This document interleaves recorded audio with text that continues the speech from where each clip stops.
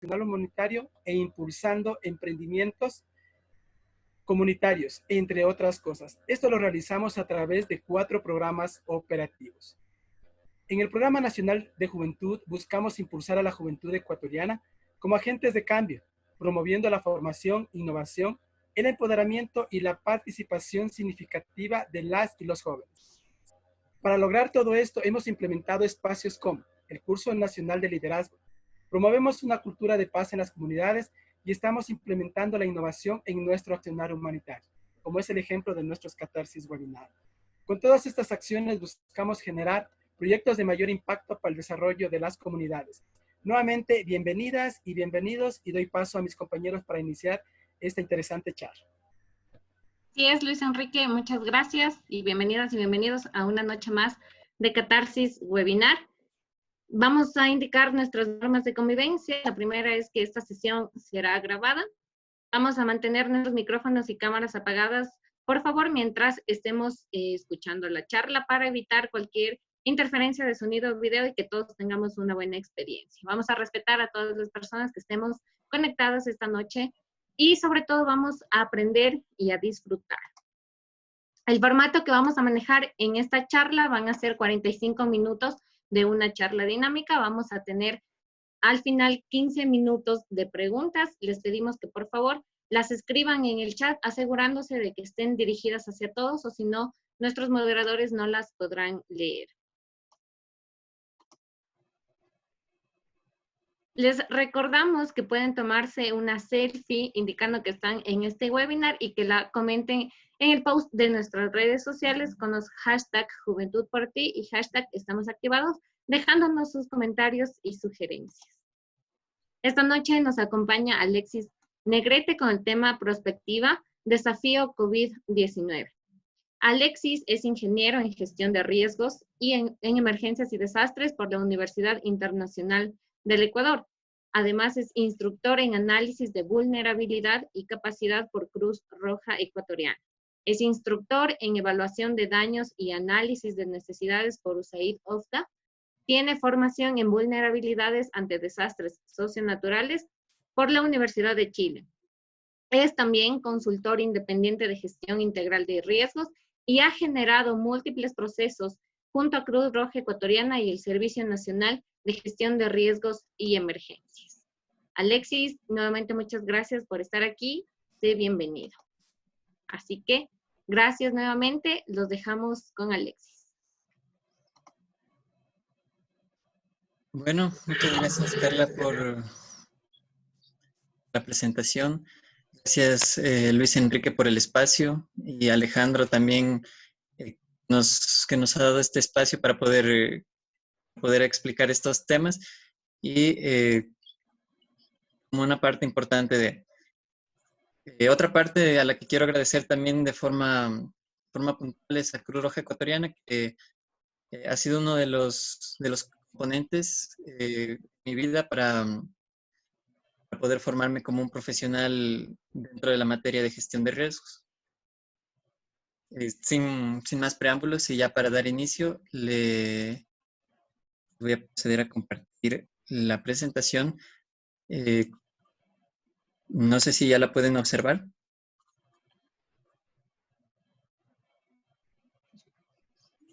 Perfecto. Ya anticipándome algunas cosas importantes, es necesario establecer que estos análisis se han dado sobre algunas instituciones internacionales que manejan estadística y que han presentado algunos puntos de vista y las dimensiones que estos puedan tener. Si es que en algún momento el webinar se torna algo complejo, les ruego que por favor escriban las preguntas y sus dudas para poder al final, en los últimos 15 minutos de tiempo, poder aclarar sus dudas.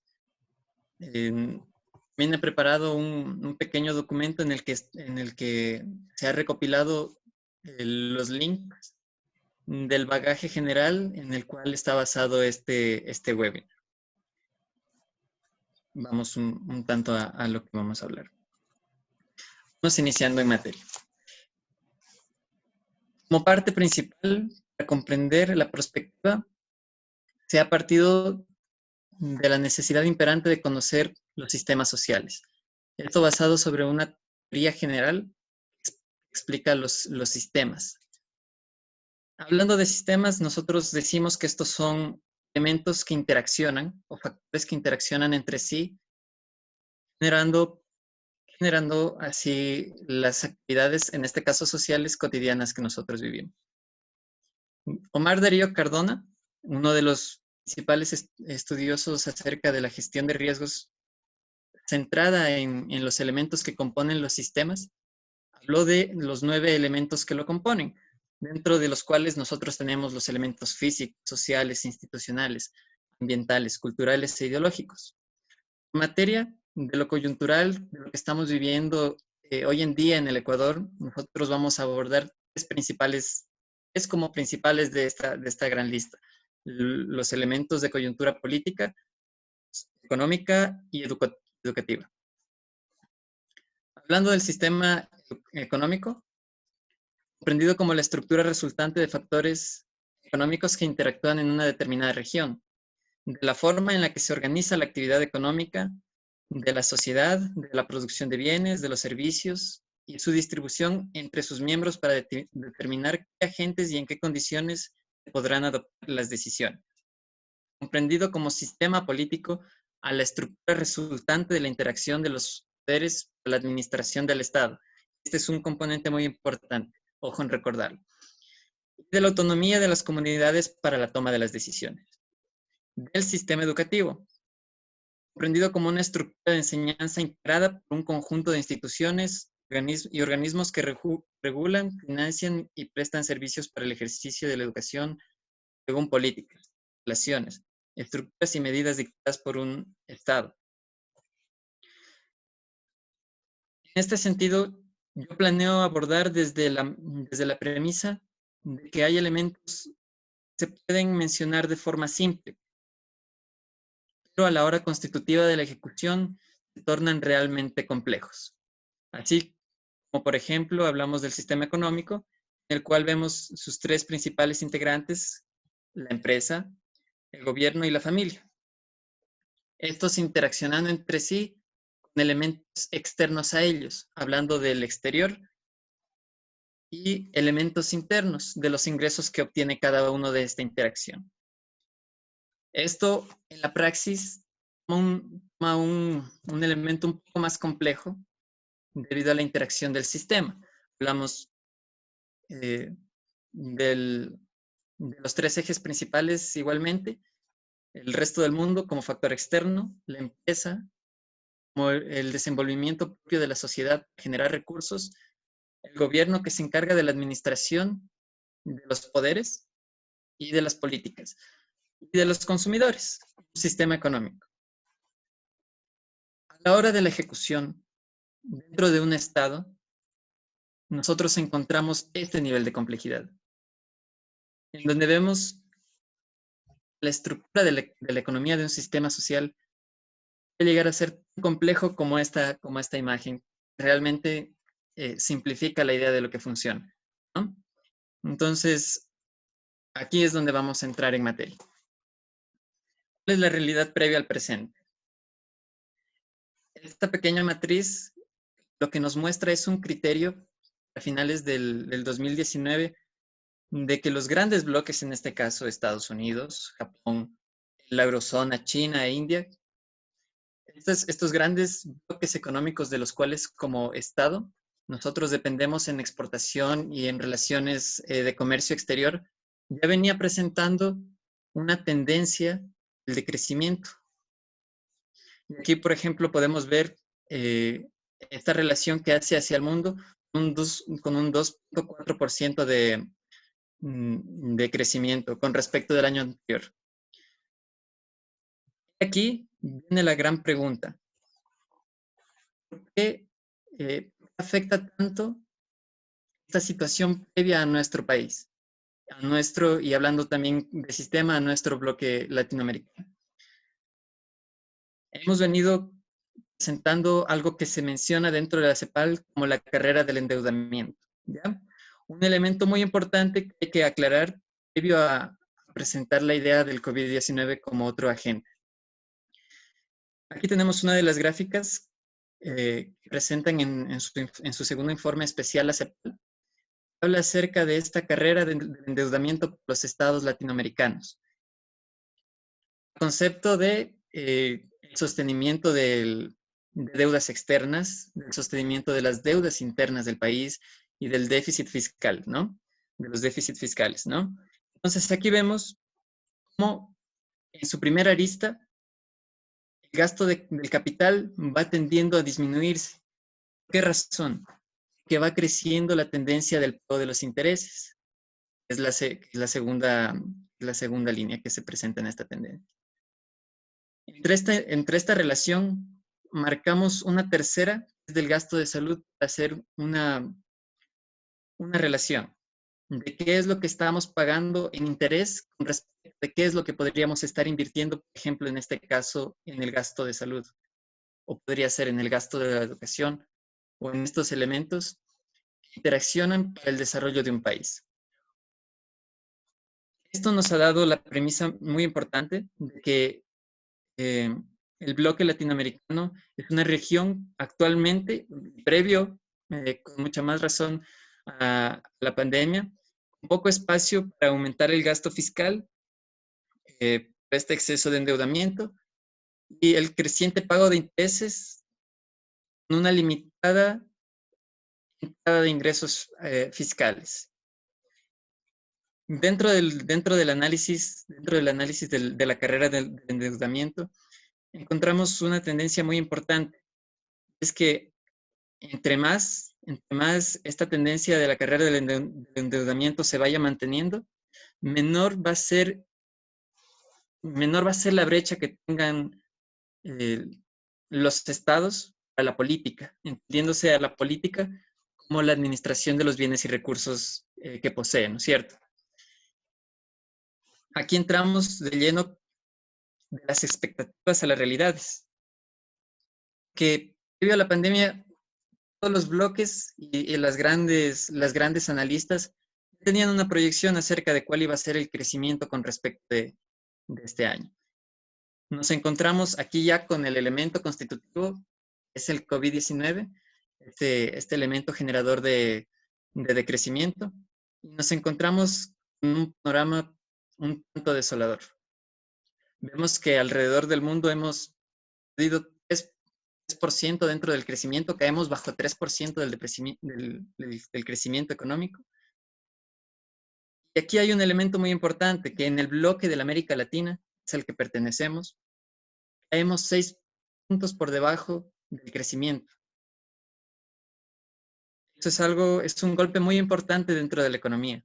Vemos así también a los bloques que nos vienen acompañando desde el sector exterior, dentro de nuestra economía, también seriamente afectados. Y esto demuestra como tal la situación actual. De las premisas que se hablan dentro de la CEPAL y del BID acerca de qué es lo que está sucediendo y qué es lo que podría suceder, encontramos elementos muy, muy interesantes, como que la severidad de que antes de la pandemia, como ya lo mencionamos, ya existía decrecimiento. Nosotros ya estábamos proyectados para este año en tener un crecimiento de menor rango y ahora mucho más con el COVID. La pandemia llevará a la mayor contracción de la actividad económica en la historia de la región. Algo muy cierto, nuestras cadenas de valor se han visto detenidas, estamos buscando las formas y los mecanismos para la reactivación y estamos investigando cuáles serían las mejores actividades para encontrar la reaceleración. De las proyecciones del crecimiento de los países de América Latina y el Caribe, encontramos, como ya se mencionó en el anterior gráfico, encontramos crecimientos efecto del rebote, efecto de que todos van a empezar a producir otra vez, una semi-estabilización de las economías. De los desafíos de la política macroeconómica, hablando netamente de ya veníamos con problemas de decrecimiento y se detuvieron las cadenas de producción. Los estados latinoamericanos empezaron con políticas de soporte a los sistemas integrales, a los sistemas de primera línea de emergencias y a los sistemas sanitarios en su primera etapa. Pasando a la segunda etapa ya con la implementación de sistemas un poco más flexibles para la reactivación progresiva por medio del delivery, en este caso, y el soporte fundamental hacia las cadenas de producción que tienen que ver con materias esenciales. De los efectos estructurales, en realidad poco se ha hablado de los efectos estructurales de la pandemia, debido a que este escenario es de constante adaptación, ya que nos presenta nuevos desafíos y ya se hablaba acerca de la migración de los sistemas burocráticos hacia las tecnologías de la información. Entonces, muy importante tener en cuenta. Esto solo agudiza estas tendencias que ya se estaban tomando previo a la pandemia. Aquí este elemento constitutivo me parece bastante gracioso mencionarlo, porque muchas de las veces hablamos acerca de qué es lo que puede suceder o de qué es lo que está sucediendo. Aquí la tenemos Alicia Bárcena, la secretaria ejecutiva de la CEPAL, hablando acerca de cómo podemos dimensionar los efectos del COVID dentro de América Latina y el Caribe. Este video, ni más ni menos, dura cerca de 45 minutos y es el resumen del informe especial. Entonces, este es el panorama en el que nosotros nos vamos a enfrentar. Dentro de la literatura de la prospectiva, ya decían, para que una sociedad entienda elementos complejos, tiene que hacerse suyos las herramientas complejas, ¿ya? Entonces, no lo voy a proyectar ahora, se los dejo aquí para que ustedes lo vean. Es un informe muy interesante. No trata temas 100% técnicos, también habla acerca de cuáles deberían ser las posiciones acerca del COVID con respecto del futuro.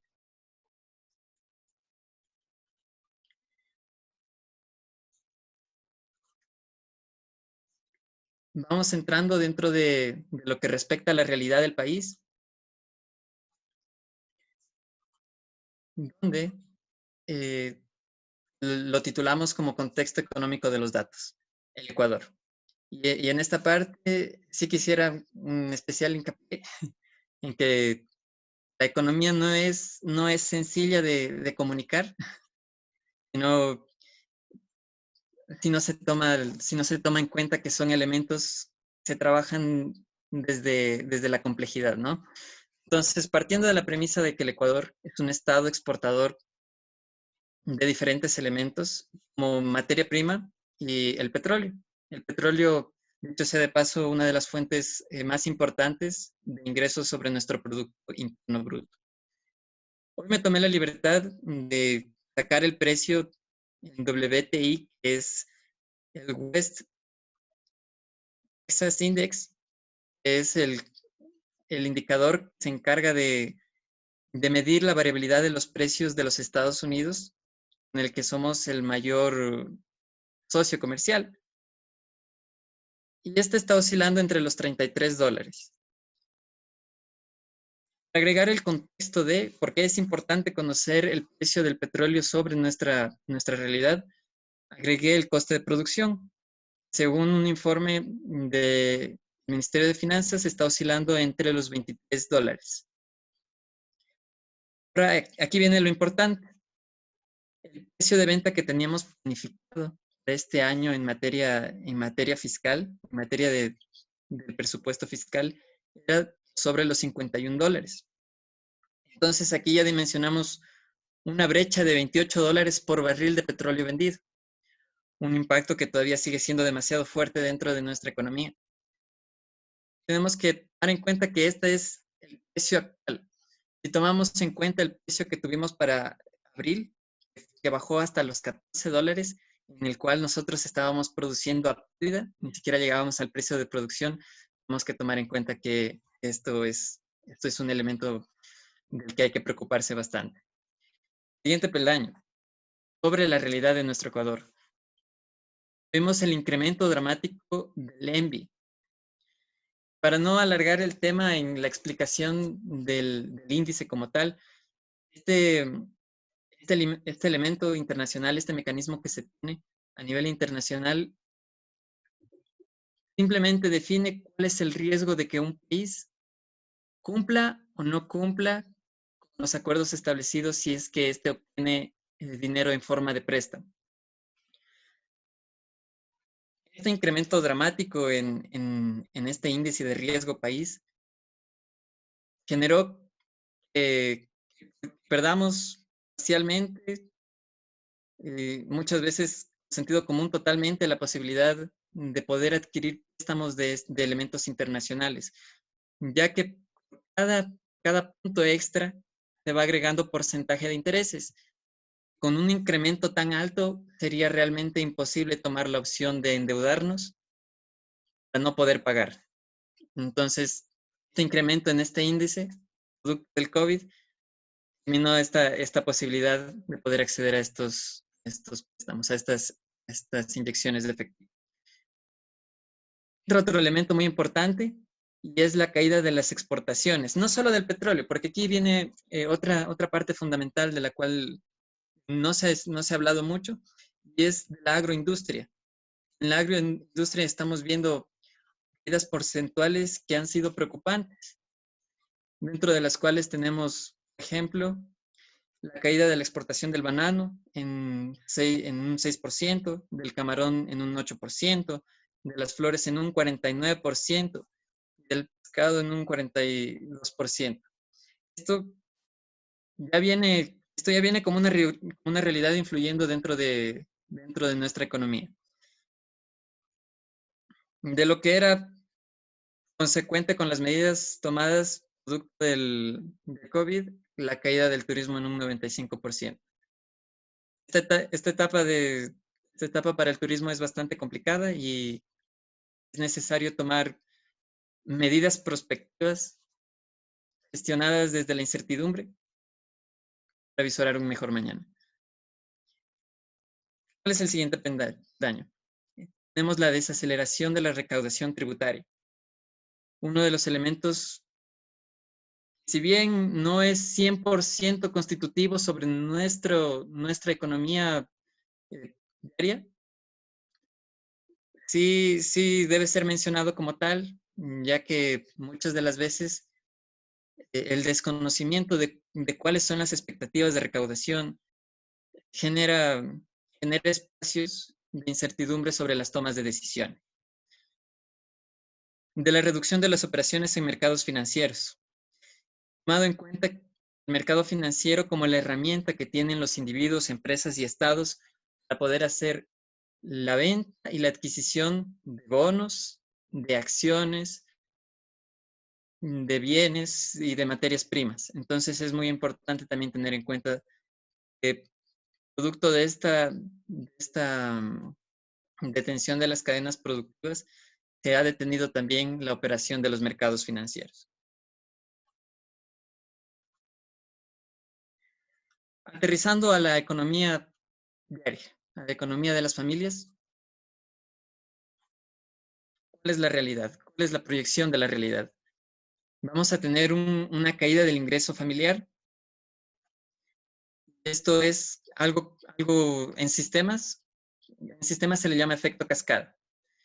Por cada 5% de la reducción, aumentará 2.2% la pobreza y 1.5% la pobreza extrema. Y es un escenario bastante preocupante. Pasando del lado de la interacción de las comunidades con respecto del comercio, la caída del ingreso empresarial. Es lo que se avisora. Se está manejando una probabilidad del 50% de la caída y quiebra de las empresas que no logren adaptarse a las necesidades actuales, de los resultados tangibles, de lo que nosotros podamos palpar en un futuro muy cercano. Vemos que se está proyectando en un 5% la cantidad de nuevos desempleados. producto de lo que nosotros ya conocemos. 508,000 nuevos desempleados. Esto en datos porcentuales muchas de las veces no nos duele porque no los entendemos. Pero traducidos al dinero, muchas veces falta de nuestro bolsillo, es donde vemos la realidad. La pobreza va a subir del 25 al 35% en promedio en esta etapa. Y en promedio unos 600 millones. El Producto Interno Bruto, la generación de riqueza de nuestro Estado, es un 6% en la proyección de la CEPAL. Representa 7,000 millones de dólares menos dentro de nuestro Estado.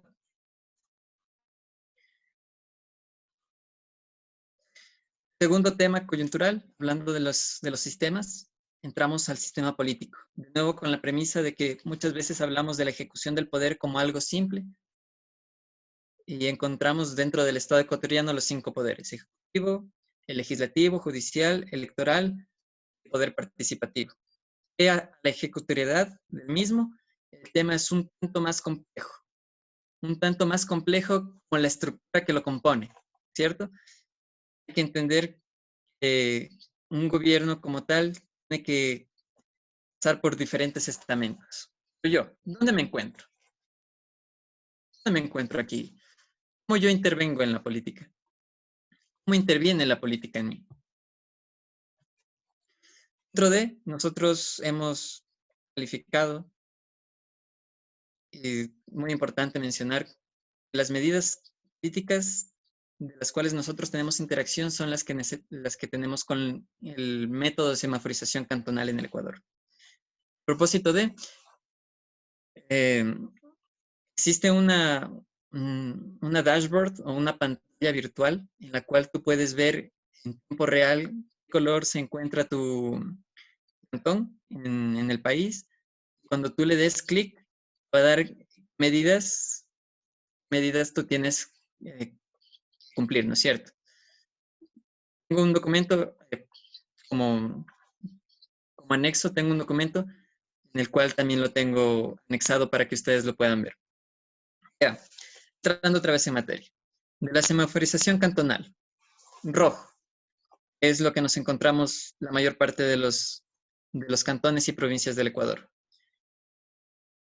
Aquí ya vemos, bajo la necesidad imperante de la reactivación de las cadenas de producción, empieza a flexibilizar un tanto la rutina del comercio. ¿Cómo se la autoriza? Por medio del delivery, por medio de las entregas a domicilio, ¿no es cierto? Esta se establece en un horario de 5 hasta 10 de la noche. Entonces, 5 de la mañana, 10 de la noche, para que se entienda bien. Se autoriza el servicio de taxis entre las 5 y 10 de la noche también, conforme a la restricción según su número de placa. Mantiene la suspensión de la jornada laboral, excepto para sectores esenciales. El toque de queda, como es obvio, se mantiene. Cosas muy importantes que hay que tener en cuenta, y es que muchas de las veces nos centramos en que la política tiene que ser necesariamente del gobierno. Y como ya lo definimos al inicio en la teoría de los sistemas, aplicada al sistema social, la política también es la forma en la que nosotros interaccionamos entre nosotros el cumplimiento del bienestar general. Eso se trae a colación esto. Del amarillo, y esto es tomado del día de hoy. Es que nuestro cantón se encuentra en semáforo amarillo. Las instituciones públicas entran a elaborar un retorno presencial de un máximo del 50% de los servidores públicos que integren dicha institución. ¿De quién recae la responsabilidad? Expresamente del líder del líder o gerente de esta institución. Vamos hacia la empresa privada. ¿Qué es lo que nos dice? La empresa privada tiene que decidir por cuenta propia cuál es el momento en el que va a retornar a sus actividades. Incide expresamente en el teletrabajo como prioridad. Muy importante avisorar cuáles son las tendencias hacia el futuro. Retorno presencial hasta con un 50% de su personal. No vemos alguna variación dentro de. Las actividades deben contar con protocolos, mecanismos de supervisión de síntomas. Muy importante, y eso lo hemos hablado también en otros espacios de la salud y la seguridad ocupacional, ya se debe tomar la iniciativa desde las empresas y desde los empleadores para generar estos espacios de seguridad para nuestros empleados. Esto no en el sentido de la solidaridad, sino en el sentido de la continuidad del negocio. Se autoriza la atención de consulta externa a todas las especialidades médicas. Muy importante. Se reduce el toque de queda de 21 horas hasta las 5 horas. Se autoriza el transporte urbano e interparroquial. Aún no tenemos previsión cuándo se va a activar la movilidad en todo el país. Algo muy importante que también hay que prever es que la economía y la educación funcionan por la dinámica de un sistema, de la posibilidad de que una persona pueda ir de un punto A un punto B dentro de un país. Entonces hay que estar previsorios al momento y las condiciones en las cuales ya se logra esta reapertura sobre las demás provincias. Las actividades comerciales en locales podrán funcionar con un aforo máximo del 30% de su capacidad. Esto nos invita a que, como sociedad, mantengamos el consumo de los bienes y servicios. Voy a agregar una capita más adelante acerca del poder adquisitivo que tiene el ciudadano y de su rol dentro de la economía nacional. De color verde, del deseable, ¿no? Ya las instituciones públicas laboran con regularidad, ¿no es cierto? Pero con un 60% de su personal. Se sigue estableciendo el teletrabajo como prioridad. Y en las empresas notamos un tanto de lo mismo. Es que todos los sectores no esenciales tienen que escoger el momento en el que ellos retornen. ¿Cuál es el momento de retornar? El momento de retornar es cuando ya podamos tener las garantías necesarias para la continuidad de nuestro negocio. Se autoriza la atención de la consulta externa de todas las especialidades médicas y profesionales liberales. Hablamos de las clínicas y hablamos de los hospitales. Un soporte para la salud. No todo es contagio de COVID. Tenemos otros eventos que tienen que tener también prioridad.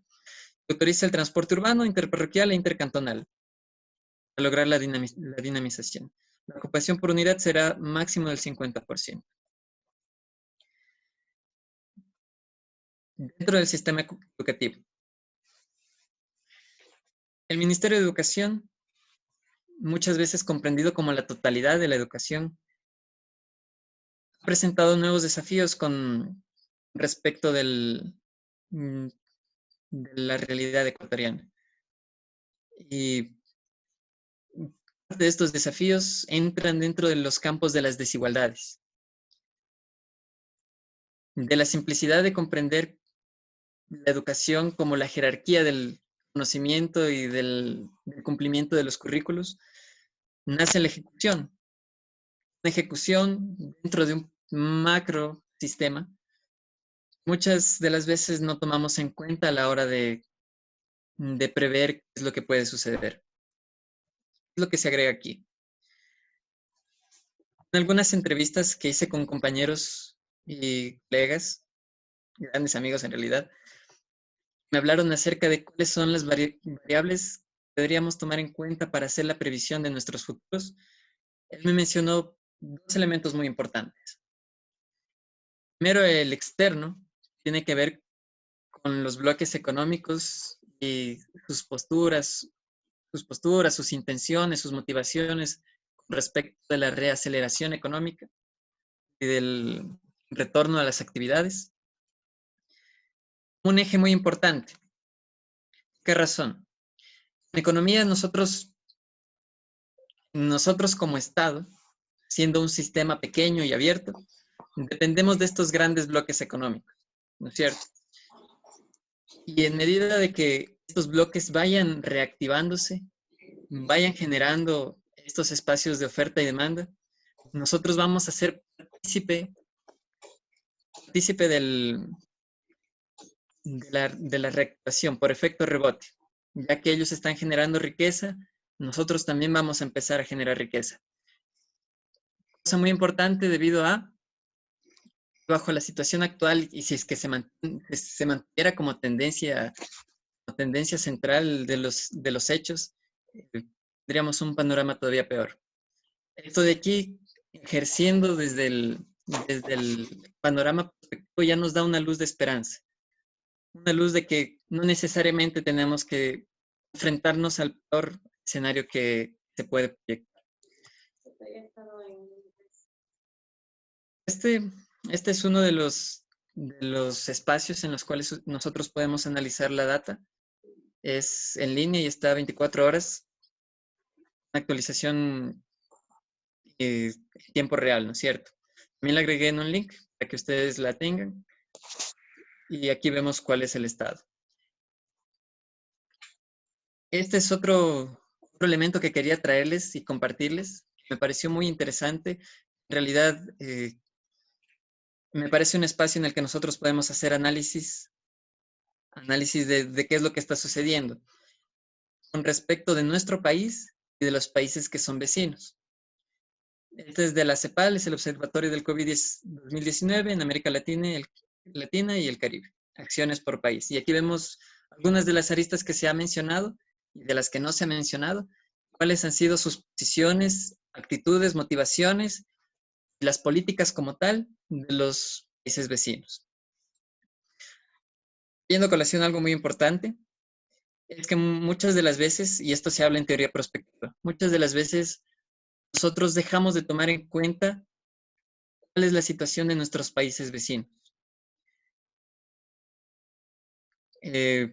Muchas de las veces lo sentimos como prioridad el bien íntimo de nuestra sociedad, hablando de Estado, ¿no es cierto? En la teoría se habla de un elemento que se trabaja como la radiación de los estados vulnerables. Esto nos explica un elemento muy importante dentro de la interacción de nuestro estado con respecto de los demás, a los cuales comprendemos. Y es que si una economía que se encuentra debilitada, sufre una crisis, los efectos no se van a ver directamente o en su 100% ocasionados en su mismo sistema, sino que van a jalar consigo los sistemas vecinos, hablando de los estados, ¿no es cierto? Entonces, este es un momento importante dentro de nuestra historia para crear estas relaciones internacionales de solidaridad, de apoyo mutuo. Si nuestro sistema llegara a caer, aparecerían fenómenos producidos por crisis, que ya los hemos vivido con anterioridad y que en estas instancias de la realidad no serían para nada alentadoras, ¿no es cierto? Voy a mencionar como ejemplo algunos por traer cuento al caso, ¿no? En el caso de que un país caiga, se generarían procesos de migración, la generación de organizaciones con fines no productivos, yendo hacia la ilegalidad, ponerlo de forma políticamente correcta.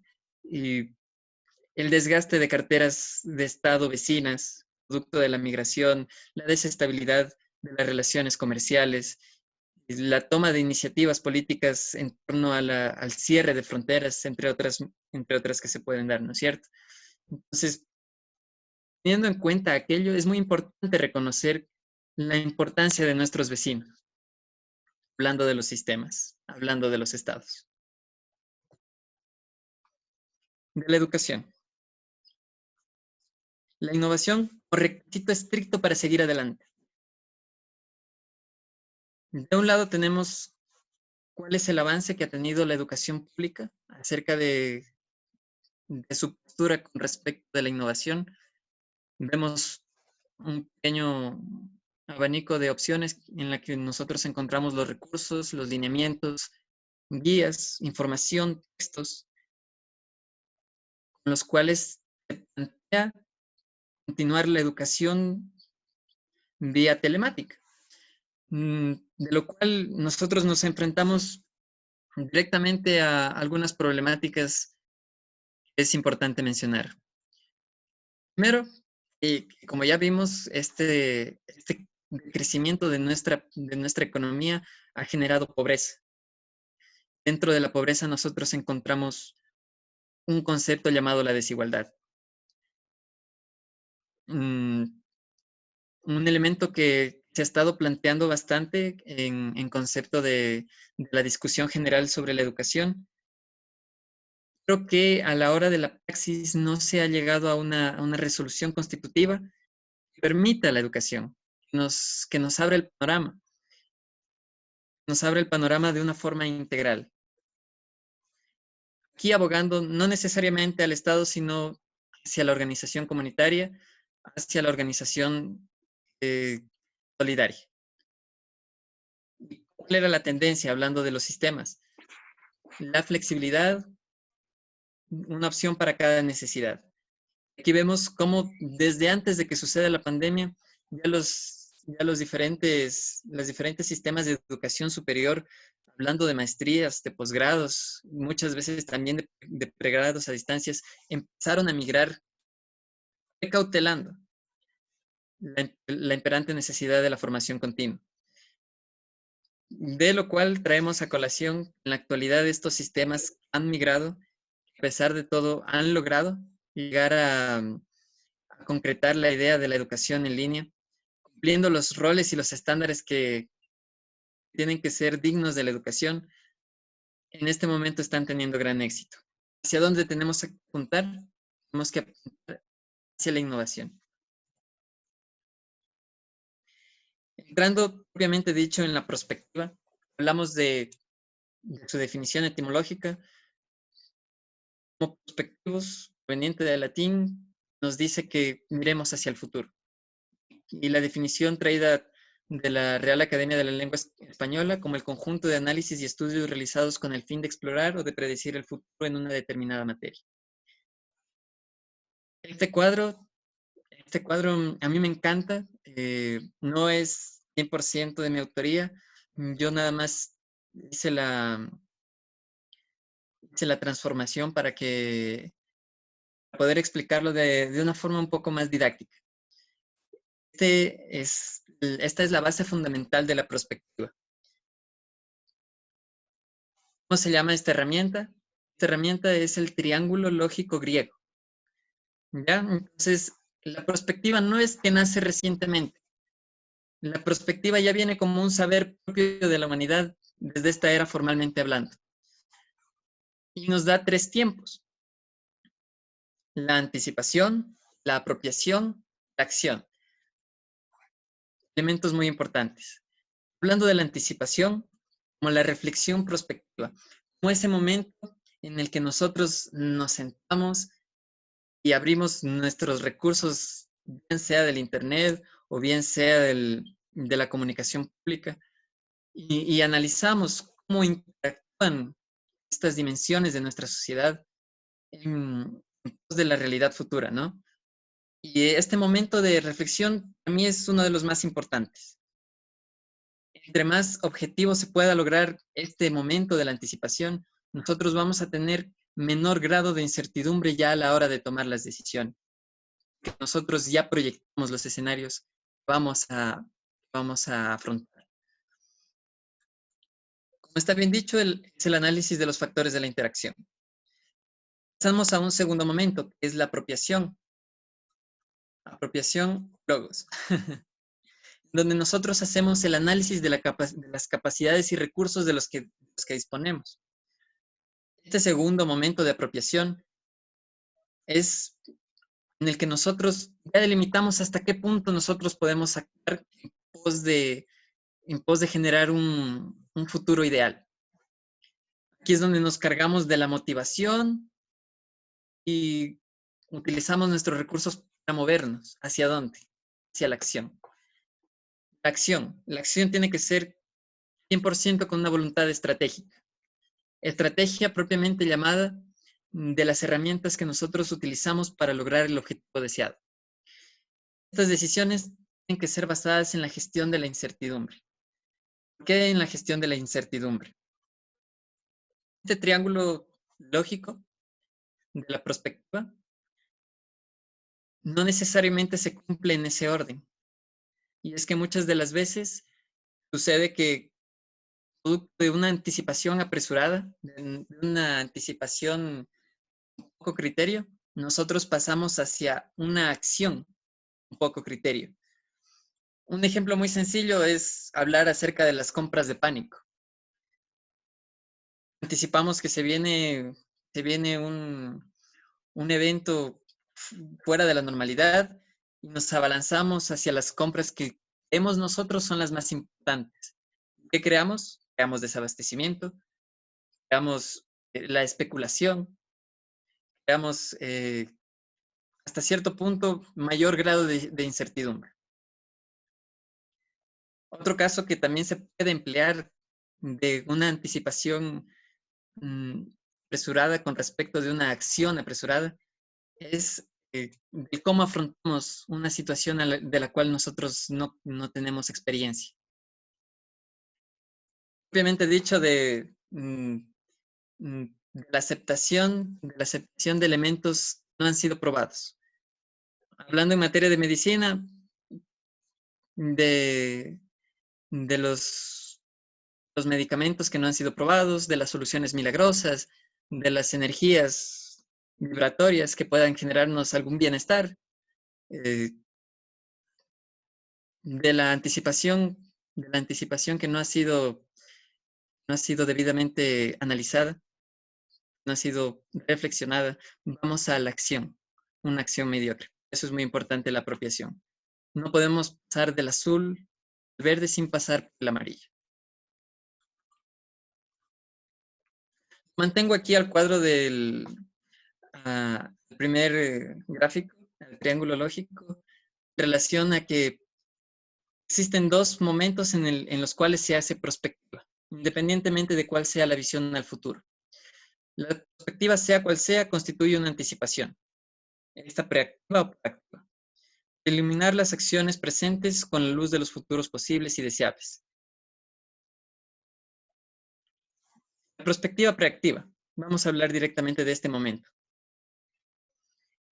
La perspectiva preactiva es el tiempo que nosotros tenemos de reflexión acerca de cuáles son los panoramas y qué decisiones podemos tomar. Aquí tenemos que tener en cuenta un elemento muy importante, porque no es solo saber cómo interaccionan los sistemas, sino también saber que los sistemas no están bajo nuestro control. Para eso hay un tercer elemento que se llama la adaptación. La perspectiva no es un elemento que podamos moldear. El elemento moldeable se encuentra en la apropiación, está en logos, está en nuestros recursos, está en lo que nosotros podemos hacer. De la perspectiva estratégica proactiva, ya es cuando nosotros entendemos el panorama general de lo que nos sucede, pasamos al tiempo de preparación. La preparación es poner a disposición todos nuestros recursos, nuestros materiales, nuestras capacidades, para poder hacer frente al panorama que nosotros tenemos previsto. Aquí analizamos las opciones de evaluación en la estrategia. Les dije la estrategia como herramientas que nosotros tenemos para lograr los objetivos deseados. Y la adaptación para esos cambios no esperados, para esos cambios de los cuales no tenemos control. La actividad, conocer, reflexionar y saber hacia dónde tengo que ir. La actividad, poner a disposición mis recursos y mis capacidades para así llegar a la acción con una voluntad estratégica.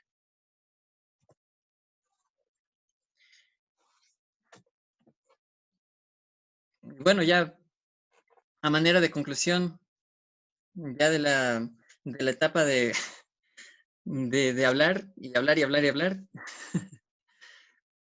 yo recalco 3 puntos importantes dentro de la coyuntura de los elementos que hemos hablado.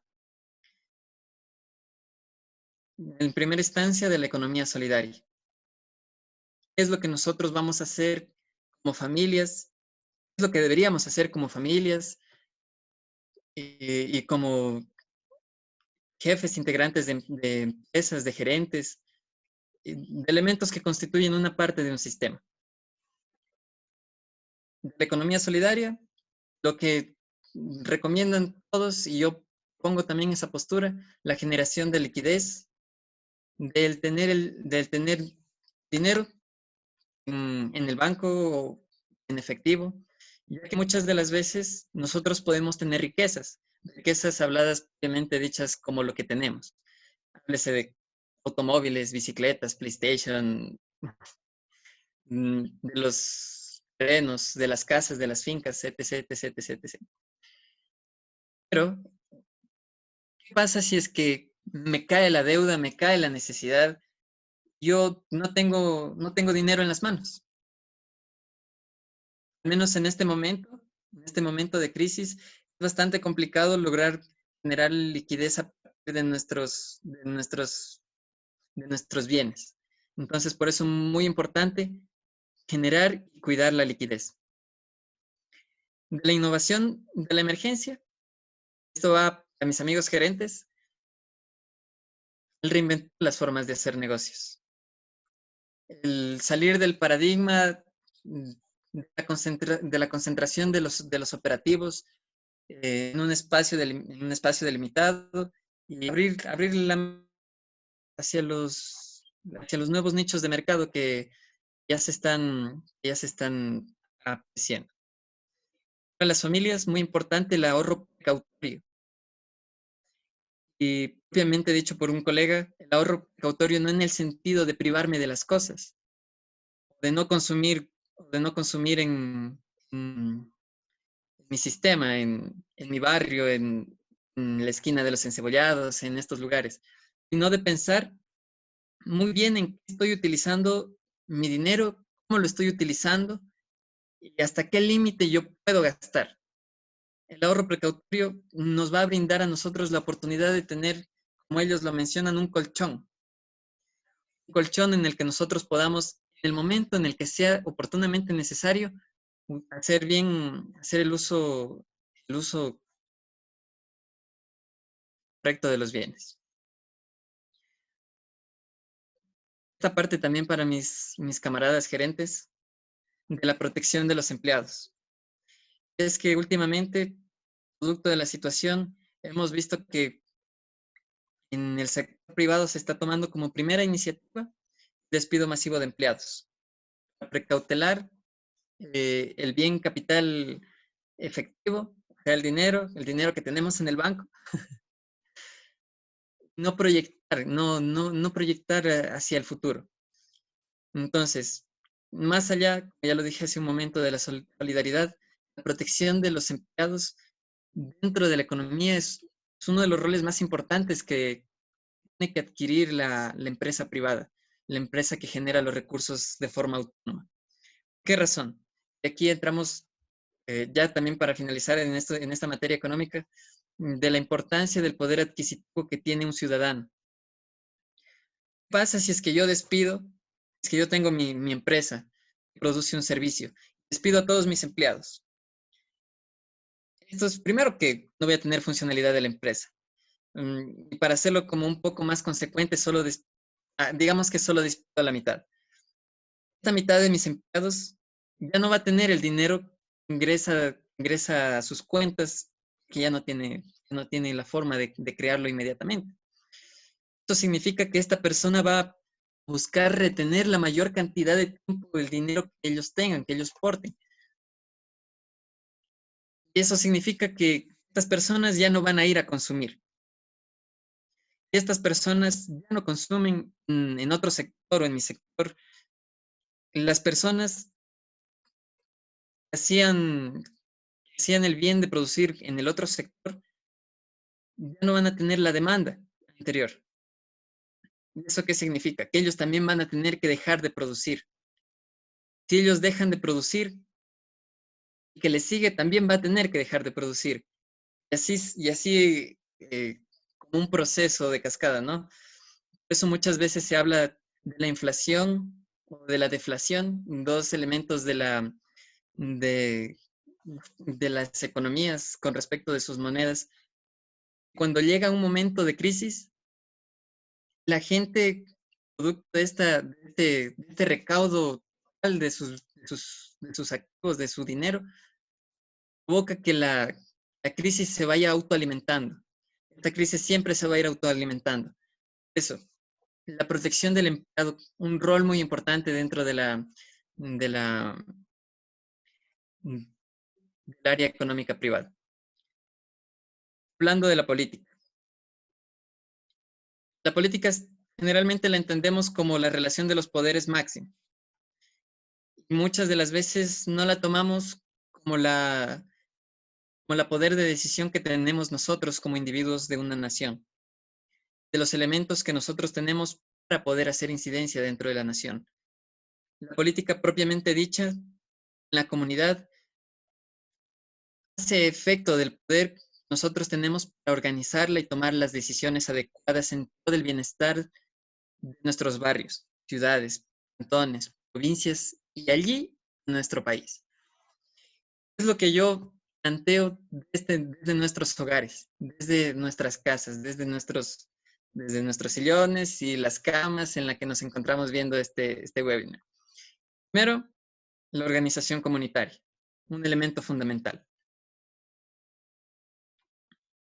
De esta organización comunitaria, no formalmente dicha, ¿no? En el momento en el que nosotros ya conocemos quién vive al lado de nuestra casa, ya generamos una red de apoyo comunitario, que no es algo complicado de lograr, que es el abrir la ventana y decir, hola vecino, ¿cómo está? Muy buenas tardes. ¿Cómo se encuentra? ¿Qué tal está usted?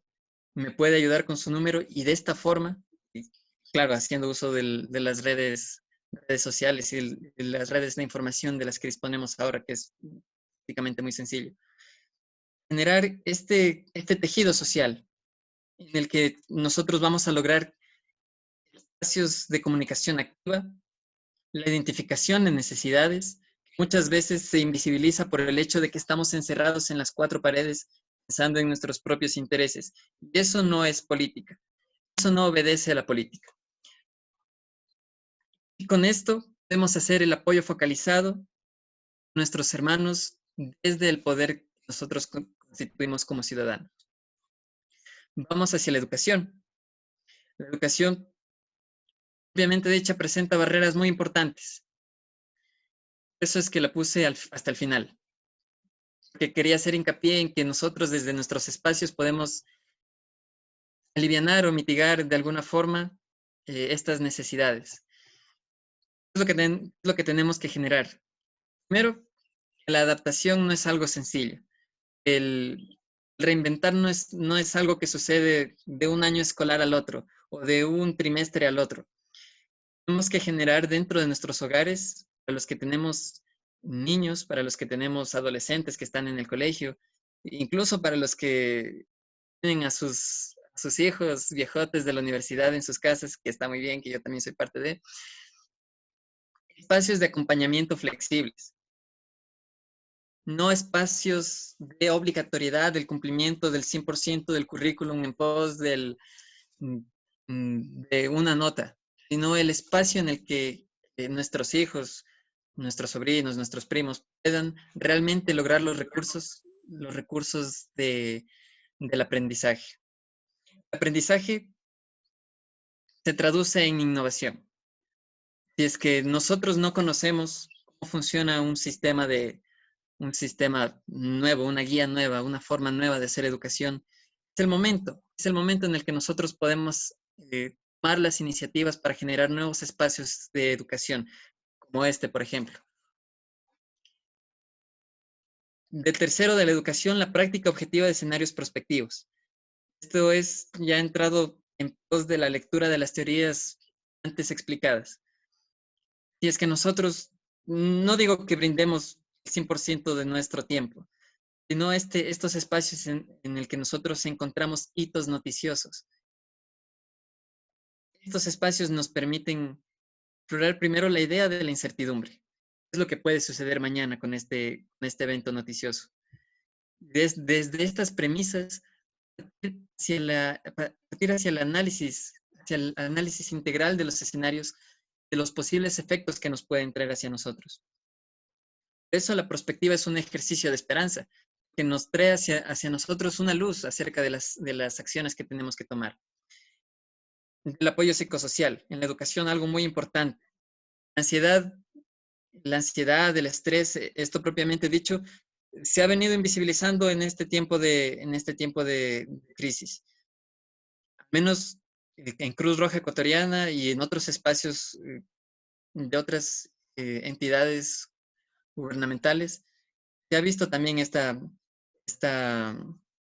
mecanismos por los cuales nosotros ya podemos tener la comunicación y el respaldo de profesionales encargados para poder aliviarnos estas dudas. Uy, ay, lo siento. Me salió de la lámina. Vamos al último punto, que es de la mitigación. La mitigación propiamente dicha como el minimizar a lo máximo posible las barreras que nuestros congéneres tengan con la educación. Y aquí entro con un tema muy importante, que es acerca de las desigualdades y del panorama que vivimos hoy. Y es que nosotros, por medio de nuestras capacidades, logramos la organización comunitaria, generamos las redes de apoyo y identificamos estas barreras de la educación en nuestros vecinos, en familiares, en la gente con la cual compartimos. Brindemos desde nuestras posibilidades las facilidades para que estas personas accedan de una u otra forma a la continuidad del aprendizaje. Porque la educación es mirar hacia el futuro. Aquí ya haciendo una última reflexión,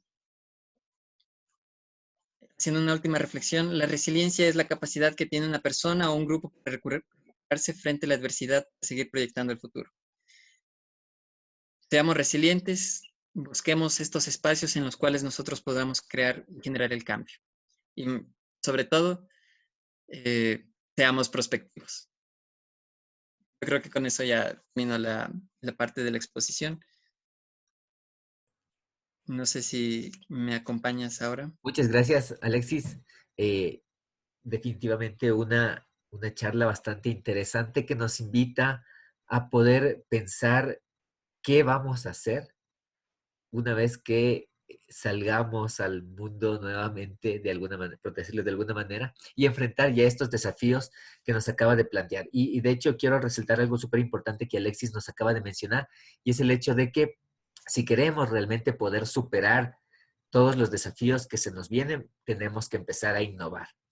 Y justamente este es un espacio que nos invita a eso, a repensar las cosas, a poder tomar los temas que vamos a compartirlos en este espacio y empezar a construir nuevas propuestas, empezar a unirnos, empezar a conocer otras formas de hacer las cosas. Y de hecho, me estoy adelantando un poquito, justamente hablando en este tema de la innovación educativa, mañana vamos a tener con nosotros a Jaime Flores, quien es el coordinador del Centro de Simulación Clínica de la Universidad de las Américas, quien nos va a hablar acerca de cuál es la importancia de la simulación para fortalecer las capacidades del personal de salud. De hecho, es importante mencionar que el Centro de Simulación Clínica de la UDLA es el único a nivel del Ecuador de esa clase. Entonces, va a estar súper interesante. Entonces, ya me estaba adelantando un poquito. Te agradecemos, Alexis. No sé si es que tiene alguien alguna pregunta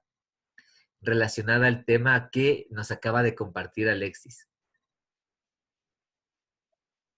Buenas noches. Una consulta, si me permiten. Nerissa Jiménez le saluda. Claro. La situación que se expone es un panorama un poco Sin embargo, ¿qué se puede rescatar en el tema del sector económico? Al momento se conoce que se están otorgando algunos créditos y ayudas para supuestamente el sector empresario logre superar y mantener el tema de los trabajadores. Esto ayudaría, que dan, por ejemplo, algunos créditos a unas bajas tasas de interés, ayudaría al sector productivo. ¿Cómo estás? Bueno, para responder tu pregunta, en realidad esto constituye dentro de la economía una forma de aliviar el peso que está trayendo la detención de las actividades.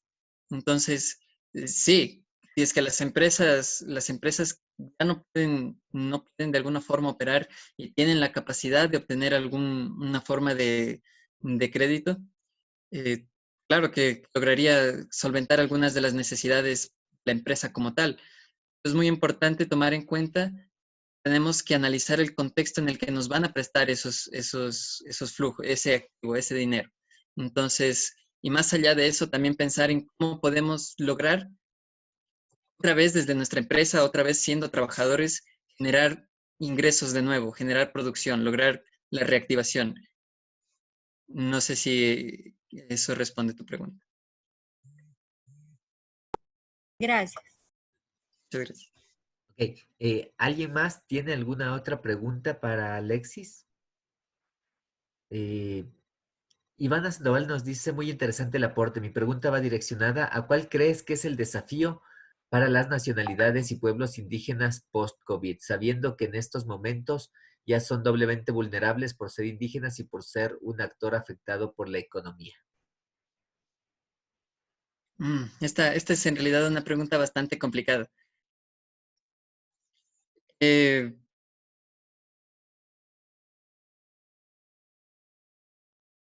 Ya, el desafío realmente importante acerca de qué postura van a tener estas sociedades minoritarias que también componen una parte fundamental de nuestro país es el cómo se van a presentar ante los demás estamentos, háblese de lo público y de lo privado, para lograr la interacción, para lograr estos espacios en los que continúen la forma de producción. Y aquí hablamos de algo muy importante y es también se está pidiendo que se formalicen y de alguna forma se medien estas alianzas entre los sectores que son vulnerables y el sector privado. Así poder lograr de alguna forma eh, mitigar estas desigualdades, estas brechas que existen. Entonces, primero, como ya lo dije, una de las posiciones imperantes es que estas sociedades tengan una organización comunitaria muy fuerte, que tengan claro cuál es su panorama y que busquen el apoyo intrínseco de ellos mismos, pensando siempre en la generación o la diversificación de sus medios de vida.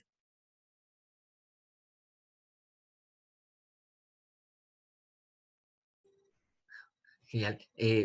¿Alguna otra pregunta? Sí, buenas noches. Por favor. Buenas noches, amigo Alexis, ¿cómo estás? ¿Cómo estás, Francisco? Mira, yo quisiera saber, o sea, estás tomando en tu presupuesto económico, te estás olvidando de lo que es la fuente minera, que es una fuente esencial que tenemos que explotarle al máximo. Estaría que en tu análisis te enfoques también en este producto, que lo tenemos en nuestro país y no es explotado de una forma normal y conveniente para solucionar ciertos problemas. ¿Cómo estás, Francisco? De hecho, tu aporte es bastante importante y no se había descalificado, sino que había sido tomado en cuenta dentro de otro contexto. Ecuador es un país, hasta el momento, de exportación minera de concentrado. No exportamos el oro, la plata, el cobre refinados, exportamos el concentrado, la piedra en bruto. Y eso en otros países es donde se refina. Punto número uno. Y punto número dos es que el sector de la exportación minera ahora mismo está siendo reflejado en el decreciente costo y el decreciente también, ¿no? Del petróleo. Porque la minería está basada en el transporte, en la intermediación. No me sirve de nada poder explotar el mineral si es que las cadenas productivas de transporte de nuestros compradores internacionales no se reactivan. Entonces, claro que ha presentado, ahora mismo, de hecho es uno de los sectores que también ha presentado decrecimiento y uno muy importante, cerca del 15% del decrecimiento tiene. Y esto directamente relacionado con el producto del precio del petróleo y a la detención de las cadenas productivas. Entonces, como política, como política es algo importante que hay que abordar a futuro también, que es una forma de la diversificación de la economía. Pero hablando de la realidad actual, sí ha sido tomado en cuenta dentro del informe que se planteó. Muchas gracias, Francisco, por traerlo. Era un tema muy importante. Ok. Ok. No sé si alguien tiene alguna otra pregunta, tal vez para Alexis. No, creo que ya no tenemos más preguntas. Me queda una inquietud de pequeña. ¿Cuál considera Alexis las medidas adecuadas y estratégicas que se deberían tomar en el tema para mejorar el turismo debido al decrecimiento que ha tenido, que es notable? Ya, bien, es un elemento bastante interesante. Hablando de estrategia, sería proteger para que el turismo vuelva a florecer. Una de las estrategias más importantes, si no decir la más importante, es la protección del poder adquisitivo de los ciudadanos, de las personas, de las familias, de los sistemas. Que solo así, cuando la gente realmente pueda suplir sus necesidades básicas, va a ir a estos sectores una, una necesidad también, que es la del esparcimiento, que es la de la recreación. Entonces, en el momento en el que nosotros, y como política estratégica, dejamos el poder adquisitivo de los ciudadanos, se va a poder restablecer la, el turismo. Como sistema propiamente hablado, eh, quiero decir que desde ahora prepárate para un escenario en el que tú vas a reflejar un 50% del, de lo que tenías, de la riqueza que tú generalmente lograbas con las actividades. Entonces, ahora mismo, en este momento de crisis, no es momento para pensar en ganancias, sino para pensar en sobrevivir, pensar en cómo mantenerme a flote, cómo poder existir con el sistema hasta que éste se reajuste. Esa sería de una u otra forma mi criterio acerca del tema. Ok, muchísimas gracias, Alexis. Gracias por acompañarnos. Definitivamente, el tema da para poder seguir y seguir y seguir. Lastimosamente, el tiempo nos ha quedado cortos. Sin embargo, me gustaría terminar con una reflexión final. Si bien es cierto, se nos van a plantear o se nos presentan a partir de aquí una serie de desafíos bastante grandes. Veremos afectada de alguna manera nuestros ingresos, nuestra capacidad adquisitiva. Veremos afectaciones de muchas maneras. Sin embargo, toda emergencia, todo pequeña muestra de caos trae consigo siempre grandes oportunidades. Entonces, tomemos la información que nos ha compartido Alexis como la oportunidad de poder reconstruir el mundo, pero ya no a lo que solía ser, sino a una versión mucho mejor de él, mucho más eficiente, mucho más inclusiva, en la que haya más oportunidades para las personas, donde la innovación sea el centro, que vaya moviendo el desarrollo de la industria, del comercio, del turismo, de la educación, y que se vuelva más humano. Entonces, Alexis, te agradecemos mucho por estar con nosotros esta noche. Ojalá en otro momento nos puedas acompañar. Y antes de despedirnos, quisiéramos recordarles simplemente dos cosas. Por un lado, Cruz Roja Ecuatoriana realizó el lanzamiento de la campaña Recetas que Salvan Vidas. Entonces, por $15, ustedes pueden adquirir un recetario que tiene más de 100 recetas que han sido propuestas por famosos y también voluntarios y voluntarias de nuestra organización, con platos muy, muy ricos. Entonces, si es que alguien está interesado, puede ir a la página de Cruz Roja y acceder a la página web de Buena Nota y adquirir su recetario. Solamente tiene un costo de $15. Gracias a su ayuda podremos seguir realizando nuestra labor humanitaria durante esta emergencia. Por otro lado, también hemos realizado el lanzamiento del concurso o del reto Mi Yo Creativo, en el que básicamente les invitamos a que ustedes elijan una escena de una película, una fotografía o algo de algún videojuego, algún personaje, y se tomen una foto imitando a este personaje, imitando a esta escena, y que lo cuelguen en su página de Facebook etiquetando a Cruz Roja Ecuatoriana con los hashtags Mi Yo Creativo y Juventud por Ti. Pueden hacerlo hasta el 8 de junio. Y una cosa adicional que de la emoción de hablar de innovación se me escapó, el webinar en el que vamos a hablar de simulación médica como una forma de fortalecer las habilidades del personal de salud. No es el día de mañana, es el próximo miércoles. Entonces, los esperamos la próxima semana, el próximo miércoles, para que nos acompañen en el webinar de Jaime Flores, que nos va a hablar de la simulación clínica como una forma de mejorar las habilidades del personal de salud. Muchísimas gracias. Gracias, Alexis, una vez más por tu apoyo, por tu excelencia de conferencia, y recibe un cordial saludo de nuestra presidenta Victoria Albando Torres. Una linda noche para todas y todos, y nos vemos el día miércoles a las 8 de la noche. Hasta mañana.